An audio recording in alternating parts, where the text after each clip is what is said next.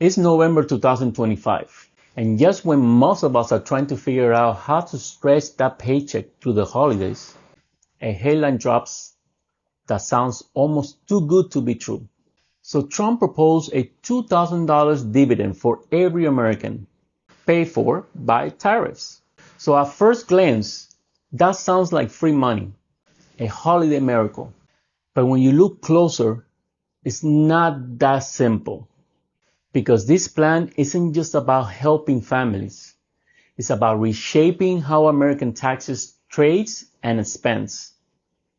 And depending on how it plays out, it could either boost your wallet or quietly drain it. So here's what the proposal actually says. Every American adult will receive $2,000. It will be funded by tariffs, new taxes on importing goods coming into the US.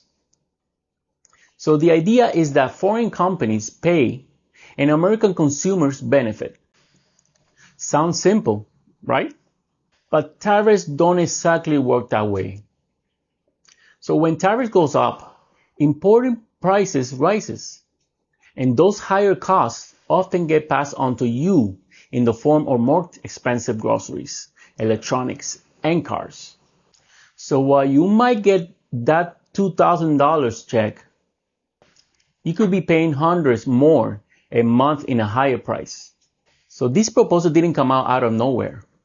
Right now, the US economy is recovering from the longest government shutdown in history. Consumer confidence is near record lows.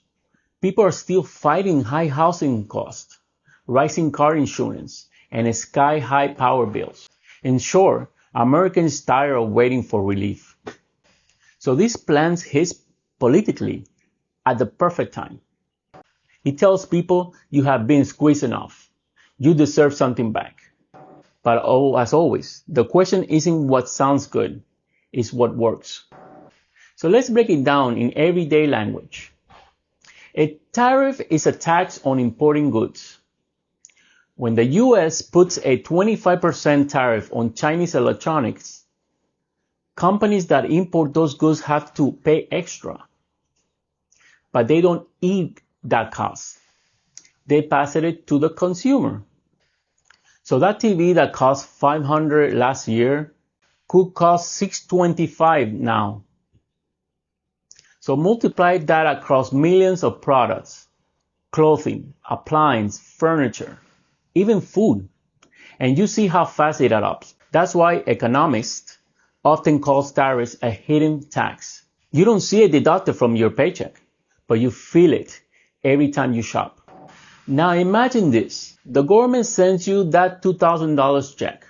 At first, it feels great. That's money for kids, bills, even groceries. But if tariff raises prices by 10 to 15% across common goods, your family could lose $1,500 to $2,500 a year just for inflation. So that dividend could be canceled out before it even hits your bank account. Meanwhile, industries that rely on imports, construction materials, auto parts, will face higher costs that could mean job cuts or price hikes. It's a domino effect. And when you zoom out, tariffs can strain global relationships, pushing other countries to retaliate and hurt US manufacturing jobs. So why even consider it? Because there is a strategic argument behind it. Supporters say it could make the US less dependent on foreign manufacturing. It forces countries like China and Mexico to play fair. And it creates a new funding stream without rising income taxes. They see it as a citizen dividend, like Alaska oil fund checks. It's catchy, an American first wallet dividend. But here's the difference. Oil is something we produce. Tariffs are something we tax. Eventually, that bill still circles back to us.